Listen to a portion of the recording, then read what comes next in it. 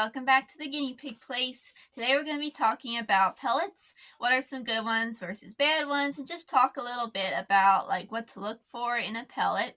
And then at the very end I'm going to have a basic graph that I set up rating the pellets from best to worst. So without further ado, let's get into this video.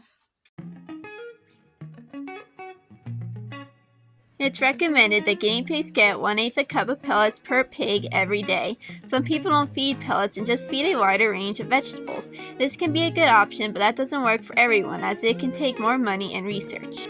Low calcium in pellets is a very important thing to consider. However, it must be remembered that calcium is still important for a guinea pig's health and should never be cut out completely, as that can cause serious health issues.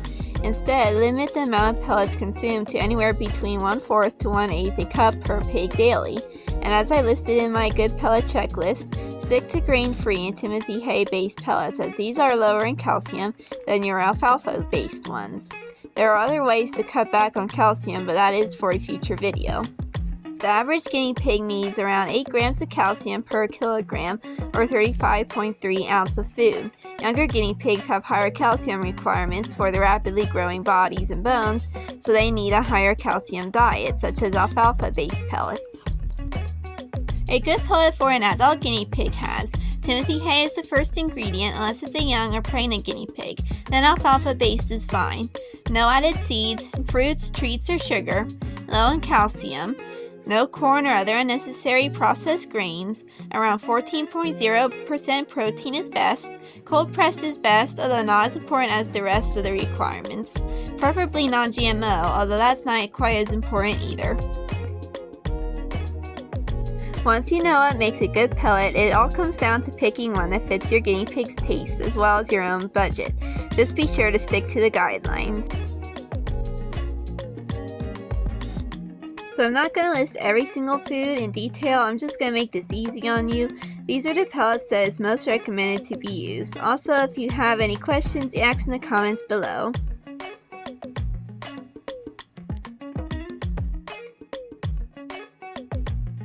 Oxbow Essentials Adult Guinea Pig Food is an excellent pellet that is Timothy based and has no collars and seeds. The cons to this food is that it's not grain-free and it's on a little higher end of the range of calcium. This is a good pellet that is Timothy hay based and is high in fiber. The cons to this is that it's not grain-free and it's hard to find in your local store. So next up is the KT Timothy Complete.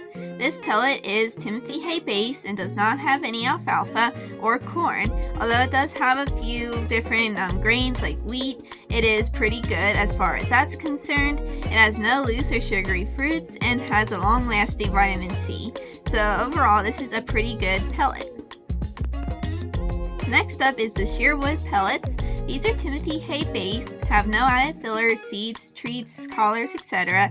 Calcium is within the safe range.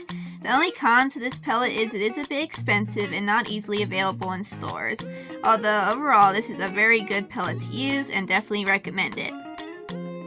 Next up is the Burgess Excel. This pellet is Timothy hay based, has no added collars, treats, seeds, etc. The calcium level on this is pretty good. The only cons to this is not grain-free, so it is a little bad on that, but other than that, this is definitely recommended by vets and professionals. Next up is probably one of the best options on the market, and that is the Small Pet Select Guinea Pig Food. This is an excellent pellet. It is Timothy hay based, has no added grains, collars, seeds, nuts, fruits, etc. Is very low in calcium. The only cons of this is it's more expensive. They even came out with a young guinea pig food now, which is alfalfa added in, but is still Timothy hay based. So now next up is the Oxbow Garden Select. This guinea pig food is the one I personally use.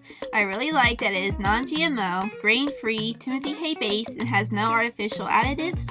The only cons to this is it's higher in calcium than the other options, but still within the safe range. So overall, this is a good pellet, and I definitely would recommend it to you guys. This pellet is an excellent option. It is the lowest in calcium, is grain-free, and is Timothy hay based. The cons to this is it's a bit pricey and it's hard to find in local stores. Now, for those of you who have picky pigs that may insist on having added things in their food, there is only one that is decent. This is Timothy hay based, and the added treats are hay bits and other natural forage. While not recommended, if your guinea pigs are super picky and insist on having added things, this is a decent option. Now onto some okay but not recommended pellets. These are all okay except for the added grains and alfalfa. Now let's look at a few a little more in detail. Now surprisingly, PetSmart's new line is actually half decent. Although not the best option, it has Timothy hay as the top of the ingredient list, but it does have alfalfa and some added grains and is a little high on calcium. This pellet is decent, although not as good as Oxbow's Garden Select and Essentials lines, as it contains alfalfa and clover, which are very high in calcium. So if calcium is a major concern, then this may not be the best option for you. This pellet isn't as common. It is an option for those that need a cheaper one. It's usually sold in farm supply stores, but due to the price, it isn't as good nutritionally, and I wouldn't recommend it. This pellet is decent, except for it has a lot of alfalfa added in, so it wouldn't be ideal for senior guinea pigs that struggle with it a lot. So this pellet I wouldn't really recommend using. So this is an okay pellet, except unlike its grain-free option, this one has grains added, making it not the best. Also, it has alfalfa instead of Timothy hay, which is not really great. So you're probably wondering why on earth I included this one in the decent guinea pig food section.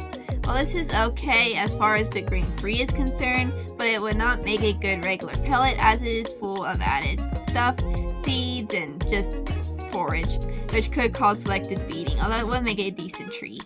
Due to its alfalfa, the food is not the best for adults, but if you're feeding it to a young or pregnant guinea pig, it can be fairly decent. Now for those of you who have guinea pigs under 6 months old, pellets with alfalfa is completely fine. Most brands like Oxbow have a young piggy line made especially for younger guinea pigs that need more calcium for bone development. But same as with adult pellets, try to stick to those same brands as they are pretty reliable. Just look for the ones labeled for young guinea pigs. Small Pet Select just recently came out with a new young guinea pig pellet as well, which is really exciting as they are a very reliable brand, and I definitely recommend them to you. Pellets like these are not okay for your guinea pig. They are chock full of added sugars, colors, and grains that can cause picky eating, obesity, and in the worst situations, diabetes, and digestive upsets like bloat, which could potentially be deadly. Just because a pellet doesn't have seeds, treats, and fruits does not mean it's safe. These are a few that look safe, but from the ingredients, they are far from healthy. Let's look at a few examples. These are some examples of pellets that the first ingredient is wheat middlings and doesn't even include Timothy hay anywhere on the list. Foods like these should never be used.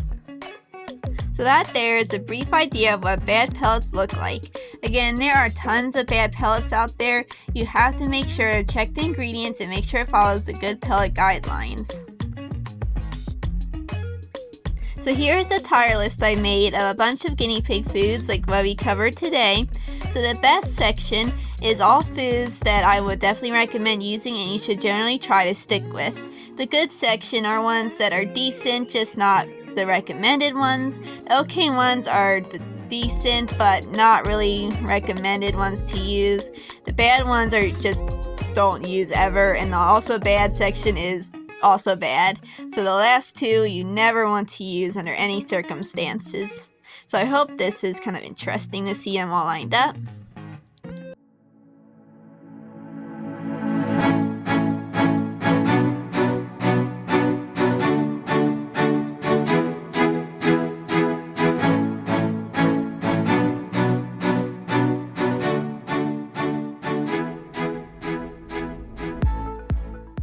So thank you guys so much for watching this. Hope you found this helpful. If you have any questions about any pellets that I did not cover, because I know there were some, of course, that I did not cover because that would have took me literally hours to make that video. It would have been a very long video, kind of boring. So if there are any that I missed, feel free to ask me in the comments and I can kind of look at those pellets and tell you my opinion on them. Now remember, when you're picking a pellet, a lot of it all comes down to picking one that fits best for your personal guinea pigs, your personal situation. So this is all a guide. That's why there are so many pellets that are like the best ones. You have to look though, like If your guinea pig struggles a lot with calcium, then you may want to look into one that has the lowest calcium. While as if you have one that does not have much problem with that, then one like the Oxbow brands and ones like those that are on a little higher side are perfectly fine and are very excellent pellets to use. So all of this is just information for you to make the best decision for your personal guinea pigs.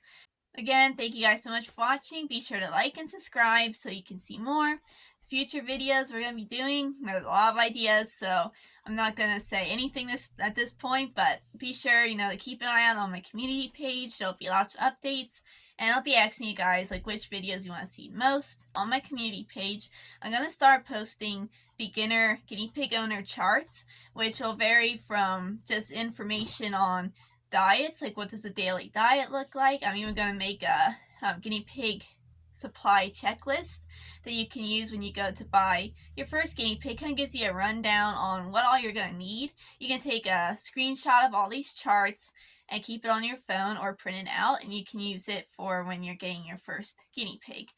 So I'm also going to be doing routine checklists, morning, have all the things you typically will do, come in the morning, just kind of run it down, kind of what you do in a day, take care of your guinea pig, have daily ones, weekly ones, monthly ones, just to kind of, for you beginner guinea pig owners, so kind of give you a help on seeing, kind of getting an idea of what to do. Because I know when I first got my guinea pigs, it was really hard, where do you start? So that's why I thought on my community page, I'll start posting things like that just for a good help for you guys. Hopefully you'll find that helpful. So that is all for today. I'm going to end this video, and I'll be seeing you guys next time. Bye!